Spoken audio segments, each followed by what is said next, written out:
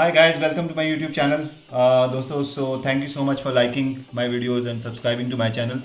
और दोस्तों मैं आपसे ये रिक्वेस्ट करना चाहता हूँ कि आप ज़्यादा से ज़्यादा मेरे चैनल को सब्सक्राइब करें और हम ज़्यादा से ज़्यादा लोगों तक ये एक्सपीरियंस को शेयर कर सकें। उससे पहले कि मैं आज के टॉपिक पे आता हूँ, मैं आपसे बताना चाहता हूँ कि मेरे जो दो केसेस हैं, हिमाचल में जो केस चल रहा है और जो बॉम्बे केस है, दोनों सेपरेट केसेस का जो अलग अलग स्टेटस है वो मैं आपको टाइम टू टाइम अपडेट करता रहता हूँ। तो इस बारी मैंने आपको बताया था कि जब नॉन अवेलेबल वारंट जो बॉम्बे वाले कोर्ट के बाद मैंने बताया था कि हमीरपुर हिमाचल में जो केसेस चल रहे हैं उसमें मैं आपको ये इन्फॉर्म करना चाहता था कि एविडेंस स्टेज पर क्या हुआ। इस बार एविडेंस स्टेज थी, तो मैं आपसे ये बताना चाहता था कि एविडेंस पे मेरे से क्या क्या क्वेश्चन पूछते हैं।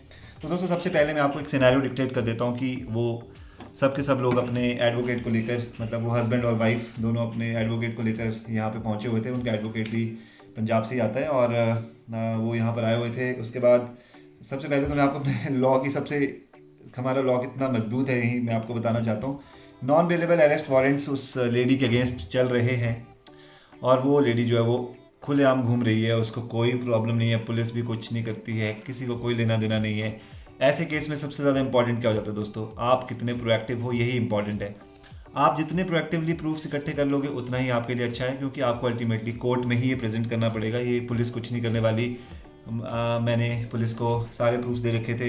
अगर उनमें से कभी भी कोई भी अगर इंसान ये भी कभी कहे कि नहीं हम अपना काम कर रहे थे, तो वो भी बिल्कुल गलत है, क्योंकि अगर आपको मैं ऑलरेडी इन्फॉर्म कर चुका हूँ जिस इंसान के नॉन अवेलेबल वारंट्स निकले हुए हैं वो खुलेआम घूम कैसे सकता है। सबसे सिंपल सी बात है। लेकिन फिर भी चलिए, पुलिस अपना काम अपने हिसाब से करती है। फिर ये कहेंगे कि नहीं हम अपना काम करते हैं, हम देश के लिए करते हैं, हम देश के लिए वो करते हैं। अगर आप करते हो तो दिखाओ ना उसको। जब मैंने आपको नॉन अवेलेबल वारंट्स दिए थे फिर भी आपने नहीं किया, ठीक है। इसके बाद अगर हमारा ही फ़र्ज़ आगे बनता है कि हम इस चीज़ को आगे लेकर जाएं, जज के सामने दिखाएं कि हाँ ये और खुलेआम घूम रही है, ठीक है, हम देखेंगे वो उसका तो। लेकिन अभी की एविडेंस स्टेज की मैं बात करता हूँ। तो दोस्तों मैं दो चीज़ें होती हैं, एक तो आप अपने केस को प्रोएक्टिवली कितना देखते हो, दूसरी चीज़ आपका एडवोकेट कितना देखता है। अभी मेरे केस में जो हिमाचल का जो एडवोकेट है वो तो मैं उसको मतलब ज़ीरो भी दूंगा तो भी ज़्यादा हो जाएगा 10 में से। मतलब बहुत ही लेथार्जिक, बहुत ही लेथार्जिक, बहुत ही लेज़ी। उससे कुछ पूछो तो 10 दिन के बाद जवाब देगा, ऐसे इस तरह से वो है। मुझे पता नहीं क्यों कहीं मेरा वीडियो देख के, अरे देख भी लेगा तो उसको पता चलना चाहिए कि मैं उसके बारे में क्या सोचता हूँ। पर अभी मैं ऐसी स्टेज पर हूँ कि मैं अपना एडवोकेट बदलना नहीं चाहता कि मैं किसी को बदलूंगा फिर दोबारा नया एडवोकेट फिर दोबारा। या और वैसे भी चेक बाउंस के केस में अगर सीधी सीधी स्टोरी अगर आप डिक्टेट कर पाए अपने हिसाब से इसमें कोर्ट में, तो आई डोंट थिंक इसमें कोई बहुत ज़्यादा कॉम्प्लिकेशंस होती हैं। तो दोस्तों सिनेरियो क्या हुआ कि जैसे ही मैं कोर्ट के अंदर गया तो मैंने आपको बताया था कि मैं 65B में जो व्हाट्सएप चैट का जो प्रूफ था वो भी मैं दिखाना चाहता था कोर्ट में। तो वो हमने पहले सबमिट नहीं किया था। मैंने अपने एडवोकेट को बोला था कि 65B की एक एप्लीकेशन बना के रखना। उसने नहीं बनाई हुई थी। मैं जब गया वहाँ पे उसने एप्लीकेशन मेरे सामने बनवाई, या प्रॉब्लम उसने बोल रखा था वो तभी की तभी बनती है एप्लीकेशन। उसमें मैं डिटेल्स देता हूँ। फिर व्हाट्सएप चैट के मैं उसके स्क्रीनशॉट्स लेके गया हुआ था मैंने सारे के सारे।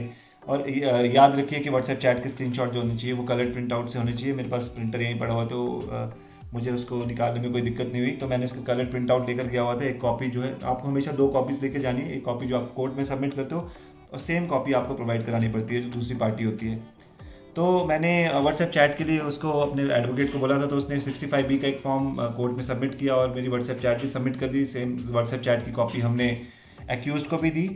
अब क्या होता है दोस्तों, एविडेंस पे भी देखो कैसे होता है कि अगर कल मैं अपने एविडेंस मैं उस दिन अगर अपने एविडेंस करवा लेता 24 को, तो क्या होता है, व्हाट्सएप चैट का एक नया एविडेंस हमने डाल दिया। कोर्ट दोबारा उनको टाइम देती कि आप व्हाट्सएप चैट भी स्टडी करो, फिर उसके ऊपर उनका रिप्लाई आता। और मेरे एडवोकेट ने पता नहीं यार, मतलब एक्यूज जो है उसने बैंक के लिए मतलब ट्रांजेक्शन्स या फिर ये अपने चेक हैं इसके लिए कभी भी उसने मना नहीं किया कि ये बाउंस नहीं हुए हैं। फिर भी बैंक के जो एविडेंस है, आई डोंट नो क्यों मेरा एडवोकेट करवाना चाहता है। लिमिटेड नॉलेज या दिमाग तो कम ही है इन लोगों के पास, बस ऐसे ही मतलब भैंस की तरह मोटे मोटे दिमाग है इनके सर में, अब क्या करें। फिर भी अल्टीमेटली उसने क्या कहा कि मुझे पहले बैंक के एविडेंस कराने हैं जज के सामने। मेरे एडवोकेट ने ऐसे कहा, आई डोंट नो क्यों चाहता है वो बैंक का एविडेंस कराना, जब ऑलरेडी बैंक का वो रिटर्न मेमो सब पड़ा हुआ है, चेक्स की रिसीट पड़ी हुई है, सब कुछ तो पड़ा है हमारे पास, चेक्स हैं। तो फिर भी एनीवे मैं उसकी पॉजिटिव साइड अब आपको बताता हूँ, क्योंकि बेसिकली जो पार्टी है उसको क्या लगता है, जो एक्यूज्ड है उनको क्या लगता है कि जो यहाँ के लोकल एडवोकेट हैं वो उनके केस को अच्छे से नहीं डील कर पाएंगे। ऑब्वियसली ऊपर से बहुत बड़ा झूठ बोल रहे हैं वो, ऊपर से मतलब उन्होंने एप्लीकेशन में जो चोरी की कंप्लेंटें लिखवाई हैं वो बेसलेस है, उनका भी मैं प्रूव कर सकता हूँ बड़ी इजीली कि वो गलत है, लेकिन उनको लगता है कि कहीं ना कहीं उनके पास कुछ ना कुछ ऐसा क्रॉस वो मेरे सामने ज़रूर लेकर आएंगे। तो उनका एडवोकेट ये भी कह रहा था कि वो रेडी है अपने क्रॉस के साथ, वो आज के आज मेरे को पूछना चाहता था। और इसके साथ में दोस्तों एक और इम्पॉर्टेंट चीज़ बताना, इंटरिम कॉम्पनसेशन का क्या हुआ है।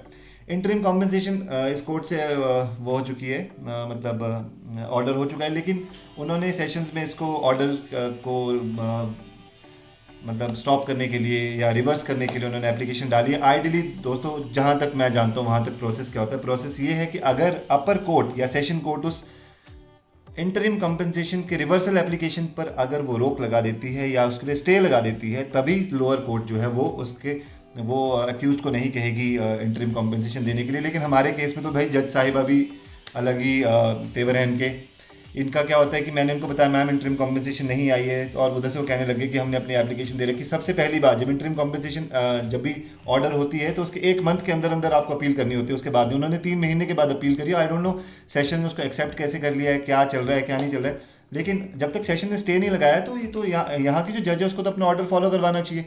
लेकिन नहीं, मैं नहीं करवा। अब इन्होंने तो एप्लीकेशन दे रखी है। उनको आइडियाज़ दे रही थी मैडम, कहती कि आप एक काम करना, नेक्स्ट टाइम अगर इंटरिम पे कोई वो जजमेंट आती है सेशन से तो ठीक है, नहीं आती है तो आप एक एप्लीकेशन दे देना कि हमारी पेंडिंग एप्लीकेशन। मैंने कहा मैम वो स्टे थोड़ी लगा होती, दैट्स नो प्रॉब्लम।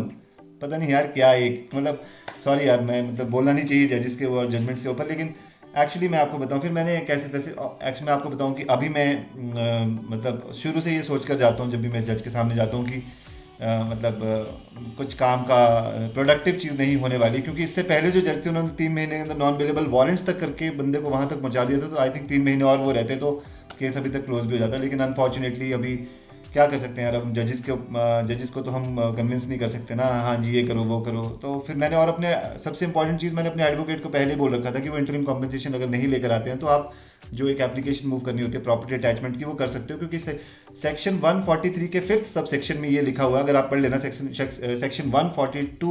3 का सब सेक्शन 5, उसमें ये मेंशन किया गया है कि आपको इंटरिम कॉम्पनसेशन देनी ही पड़ेगी। अगर आप नहीं देते हो तो कोर्ट आपकी प्रॉपर्टी को अटैच कर सकती है। तो एप्लीकेशन तो भाई साहब आपको देनी ही पड़ेगी। अब ये पुराने वाले जज तो है नहीं यहाँ पे कि वो खुद से सारे प्रोएक्टिवली एक्शन ले लेते थे। यहाँ पे तो जज ऐसी हैं जो अगर आप 10 बार एप्लीकेशन भी दोगे तब भी बड़ी मुश्किल से उसके ऊपर एक्शन लेते हैं। तो मतलब आपको तो प्रोएक्टिवली एप्लीकेशन रेडी रखनी चाहिए, लेकिन मेरे एडवोकेट ने एप्लीकेशन रेडी नहीं रखी थी। पर फिर जब वहाँ पे मैडम ने दोबारा मना कर दिया कि नहीं कोई बात नहीं, जब तक वहाँ पे डिसीजन नहीं आता है तब तक मैं कुछ नहीं कर सकती हूँ। उनका कहने का ये मतलब था, मतलब कहीं ना कहीं वो एक्यूज को मतलब इतना फेवरेटिज्म हो रहा है। दोस्तों क्या करें यार, अब हम हर जगह पे जा जाके अभी मैं इस ऊपर वाली कोर्ट में अपील करूँ। इससे बेटर है कि जहाँ पे इंटरिम का जो उन्होंने अपील की है वहाँ से मुझे समन आएगा, अभी आया नहीं है, और 12 अक्टूबर उसकी डेट है। तो आई थिंक कि अगर मैं उन जज को समझाऊँ कि ये सब चीज़ें, क्योंकि इंटरिम के ऊपर डिसीजन होना है, कोई चेक बाउंस का केस तो यहीं चलेगा लोअर कोर्ट में। तो इंटरिम का डिसीजन तो ऑलरेडी हो चुका है, लेकिन वही कि यार एक्यूज ने अगर अपील फाइल करी है तो इस जज को बहाना मिल चुका है, यहाँ वाली जज को, कि उन्होंने फाइल करा हुआ। और पता नहीं दोस्तों क्या है क्या नहीं है, मतलब मैं इसके ऊपर क्या बोलूँ आपको, लेकिन ऐसा ही हो रहा है अभी तक इस केस में। लेकिन फिर उसके बाद क्या होगी, एविडेंस जो है, मेरे वकील ने कहा कि मुझे पहले बैंक को एविडेंस करने। भाई तू 2 महीने से बैंक को एविडेंस तूने कराए नहीं, अब तुम दोबारा उनसे जज से बैंक के एविडेंस के लिए बोलो। फिर जज ने कहा ठीक है, विद इन 7 डेज आप बैंक को समन कर दीजिए। बैंक को समन करने के बाद बैंक आके वेरीफाई करेगा हाँ जी चेक बाउंस हुआ था, ये ट्रांजेक्शन हुई थी, जो कि एक सही भी है दोस्तों। मैं आपको बताता हूँ क्यों सही है, क्योंकि जो भी जिस एडवोकेट को पंजाब से रेगुलर लेकर आते हैं, वो एडवोकेट ये सोचता है कि वो मुझे आज पकड़ लेगा कल पकड़ लेगा। लेकिन आप खुद ही सोचिए कि जितनी बार भी बेटा तुम आओगे, पहले तो तुम मेरे क्रॉस में कुछ नहीं कर पाओगे। आई एम 100% श्योर, आप कुछ भी कर लें क्रॉस में मुझे पकड़ के दिखा दें। दोस्तों मैं आपको ओपनली बता रहा हूँ कि ये लोग इतने ओवर कॉन्फिडेंट है कि इनके ओवर कॉन्फिडेंस से मुझे भी कॉन्फिडेंस मिलने लग गया कि यार ऐसा भी तुम क्या कर लोगे यार, मतलब तुम ऑनलाइन ट्रांजेक्शनों को तुम नहीं बदल सकते। दैट्स ट्रू, ये यूनिवर्सल ट्रूथ है, इसको तुम नहीं चेंज कर सकते। लेकिन फिर भी हो सकता है क्योंकि जिस बंदे ने जो एक्यूज है उसने मेरे से पैसे लिए थे, हो सकता है उसने कुछ चीज़ें अपनी वाइफ को बताई हैं, कुछ उस एडवोकेट को बताई हैं, ना बताई हों, छुपा के रखी हों। तो एनीवे वो भी बात की बात है। पहले जो जिस केस की हम बात करें तो बेसिकली दोस्तों फिर एविडेंस जो था, मेरे एडवोकेट ने कहा कि हम एविडेंस नेक्स्ट डेट पे करवाएंगे। ठीक है, अब नेक्स्ट डेट पे दोबारा आइए आप, और उस नेक्स्ट डेट जो है वो 22 अक्टूबर की दी है जज ने, और कहा है कि 22 अक्टूबर को एविडेंस करा दिए जाएँ। तो ठीक है दोस्तों, अभी देखते हैं कि अब आगे क्या होता है। लेकिन एविडेंस में बेसिकली जो भी क्वेश्चन पूछे जाएंगे, मुझे मेनली क्वेश्चन लगता है कि क्या पूछे जा सकते हैं। अब मैंने व्हाट्सएप चैट भी दे दी है। व्हाट्सएप चैट में बहुत सारी ऐसी चीज़ें जो उनके क्वेश्चंस को ख़त्म खुद ही कर देंगी, क्योंकि अब वो क्वेश्चन पूछ ही नहीं सकते जो क्वेश्चन उन्होंने रेज करने होंगे। उनमें से भी कुछ क्वेश्चन अब वो मॉडिफाई करके पूछेंगे। तीसरी चीज़, उन्होंने कहा है कि मैंने चेक चोरी करे हैं, तो मैंने व्हाट्सएप चैट पे दिखाया कि व्हाट्सएप चैट चेक लगने से 3 महीने पहले की चैट है वो, जिसमें मैं चेक की फ़ोटो भी लेके दी है मैंने कि भाई साहब मेरे को चेक लगाना पड़ेगा अगर आप लोग मेरे पैसे नहीं रिटर्न करते हो, आपने एग्रीमेंट के हिसाब से ये वो फलाना निकाना जो भी था। तो अब देखते हैं कि अभी वो क्या लेकर आते हैं। अभी भी अगर आप ओवर कॉन्फिडेंट रहते होगे, अभी भी अगर आपको ये लगता है कि आपके पास कुछ बड़े जेन्युइन प्रूफ्स हैं, बहुत सारी बड़ी बड़ी चीज़ें हैं जो आप कोर्ट को दिखा, तो मैं भी देखना चाहता हूँ कि कोर्ट किस लेवल तक हमारे कानून को आप लोग मैनिपुलेट कर सकते हो, किस लेवल तक। कहते हैं ना अंधा कानून है, हम देखते हैं कि किस लेवल तक अंधा है। अगर है, मुझे तो नहीं लगता कि लॉजिकली अगर जाएँ तो जो मैंने स्टोरी लिखी है और जो सच है वो आप बिल्कुल लॉजिकली करेक्ट है। दोस्तों, एक इंसान क्या कर सकता है? पैसे देने के बाद चेक ले सकता है, चेक के साथ एग्रीमेंट ले सकता है, एग्रीमेंट पे साइन करवा सकता है। इसके अलावा बंदा क्या करेगा यार, है ना? एक लेमन जो है वो इसके अलावा क्या ही करेगा। मैं कोई एडवोकेट तो हूँ नहीं कि मेरे को पहले से पता है कि एडवोकेट्स को तो बैंक्स भी लोन नहीं देते हैं, ये नहीं देते हैं, वो नहीं देते हैं। मैंने पैसे दिए भाई, मैं तो अपने पैसे लूँगा ही चेक में, आपने सब कुछ भरा हुआ है, अब मेरी गलती तो नहीं है इसमें। अब अगर आप कुछ भी कोशिश करेंगे तो लेट्स सी क्या होता है। लेकिन दोस्तों, मैं अभी 6 अक्टूबर को बॉम्बे में नॉन बेलेबल हेयरिंग्स के बाद की डेट है अभी, और पुलिस ने अगर उनको नॉन बेलेबल एग्जीक्यूट नहीं करे होंगे तो मैं कुछ स्टेप्स लूँगा जो मैं आपको ज़रूर अपडेट करूँगा।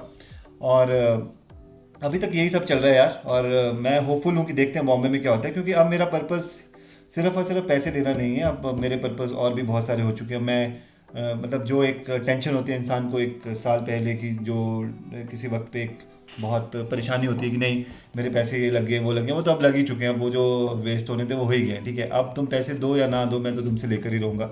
और दोस्तों, जैसे जैसे ये स्टेप्स में गलतियाँ करते जा रहे हैं ना, इससे और ये फंसते जाएंगे। जितना ये झूठ बोलेंगे कोर्ट से, जितना ये मैनिपुलेट करने की कोशिश करेंगे, उतने ही फंसेंगे। तो दोस्तों, इसी के साथ मैं ये वीडियो ख़त्म करना चाहता हूँ। शॉर्ट रखना चाहता था मैं इस वीडियो को, क्योंकि नॉर्मली इस बार एविडेंस स्टेज पे कुछ नहीं हुआ। ठीक है, आप अपने क्वेश्चंस को संभाल कर रखिए। उनके मन में भी एक होगा कि हम ये पूछेंगे, ये करेंगे, इससे फंसाएंगे उसको, ये करेंगे, वो करेंगे, फिर इस एविडेंस को हम दूसरी जगह यूज़ करेंगे। हाई कोर्ट में वो हार चुके हैं। लेकिन दोस्तों, यही तो सबसे बड़ी इजी तरीका है लॉयर्स के लिए, क्योंकि उनके लिए बहुत आसान है ना, डेली वो यही तो करते हैं। उनको क्या फ़र्क पड़ता है कि कहाँ बहस कर रहे हैं। ठीक है, लेट्स सी। अगर तुम बॉम्बे में अगर वो अपीयर नहीं होते हैं तो हम कुछ और मेजर्स लेंगे। आप मुझे कमेंट्स में ज़रूर बताएं कि मुझे क्या करना चाहिए, या अगर कोई एडवोकेट्स मेरे चैनल को देख रहे हैं तो आप मुझे बताएं कि नॉन बेलेबल वारंट्स के बाद मुझे कोर्ट को क्या बोलना चाहिए, या फिर क्योंकि कन्विंस करना है, मेरे पास बहुत सारी चीज़ें हैं कोर्ट को कन्विंस करने के लिए कि आप लोगों ने मतलब पुलिस ने एग्जीक्यूट नहीं करे हैं या क्यों नहीं करे हैं। क्योंकि वो इंसान तो रेगुलरली अपीयर हो रही है, मतलब आसपास नॉर्मली घूम भी रही है अपने कोर्ट्स में, जो उसके केसेस चल रहे हैं उसको उसमें भी वो रेगुलरली अपीयरेंस दे रही है। तो आपने नॉन बेलेबल वारंट्स एग्जीक्यूट क्यों नहीं करे, इसके लिए मुझे क्या स्टेप्स लेने चाहिए, आप प्लीज़ मेरे कमेंट सेक्शन में कमेंट्स करके ज़रूर बताइएगा दोस्तों। और मैंने भी कुछ सोच रखा है, लेट्स सी क्या होता है।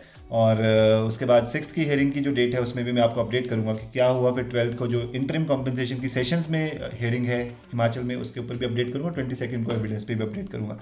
Thank you so much for watching my video. And दोस्तों, कुछ लोग मेरे वीडियोज़ में कमेंट्स करते हैं कि मैं बहुत लेट वीडियोज़ पोस्ट करता हूँ। जी हाँ, मैं कभी कभी दोस्तों डिमोटिवेशन भी हो जाती है, तो आदमी फिर थोड़ा कम मोटिवेटेड होता है। लेकिन मैं पूरी कोशिश करूँगा कि मैं अपने वीडियोज़ को रेगुलरली पोस्ट करूँ। और हम सब एक ही इसमें अभी तैर रहे हैं, हम सभी एक ही जगह फंसे हुए हैं। मुझे पता है कि हम मेरे जो भी वीडियोस देखता है उसको कुछ ना कुछ परेशानी ज़रूर है चेक्स की। तो दोस्तों, ये सब प्रोसेस है जो कि मैं आपको लाइव बता रहा हूँ। लाइव मैंने आपको ये भी बताया कि मतलब लाइव केस का मैं आपको एग्जांपल दे रहा हूँ कि नॉन बेलेबल वारंट्स के बाद क्या होता है, पुलिस कैसे रिएक्ट करती है, क्या हो रहा है। इसमें कुछ भी मैनिपुलेटेड नहीं है। इसमें एक दिन का भर भी मैं आपसे इधर उधर नहीं बातें घुमा रहा। जो सच चल रहा है वही मैं बता रहा हूँ आपको।